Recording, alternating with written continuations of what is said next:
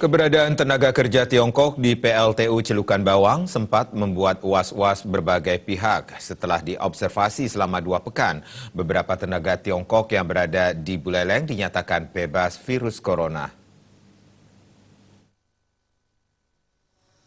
Hal tersebut diungkapkan langsung Kepala Imigrasi Kelas 2 Singaraja, I Gusti Komang Artawan. Sebanyak 4 tenaga kerja Tiongkok yang sempat diobservasi. Namun setelah 2 minggu berjalan, hasilnya dinyatakan negatif oleh Dinas Kesehatan.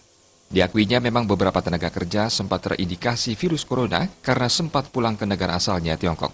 Bahkan 1 diantaranya sudah berada di kantor PLTU di Jakarta. Sementara 3 lainnya sudah bertugas seperti biasa di PLTU Celukan Bawang.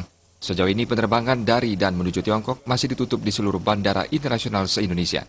Sebagai dampak dari kondisi ini, banyak WNA Tiongkok di Bali mengajukan izin perpanjangan tinggal terpaksa ke kantor imigrasi, beberapa di antaranya berada di Buleleng. Surat dari Dinas Kesehatan bahwa yang 4 orang ini sudah bebas dari virus corona. Berapa orang yang masuk?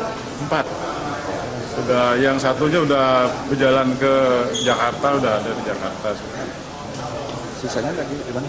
Sisanya masih ada di situ. Kalau dia nggak ada tugas luar, dia ada di di PLT. Berapa lama dia sana? 14 hari kan. Observasinya 14 hari. Yang satu udah bebas karena udah dapat surat dari kesehatan, observasinya udah nggak ada lagi observasi yang baru.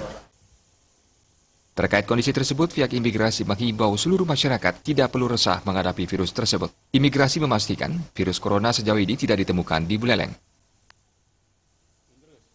Komang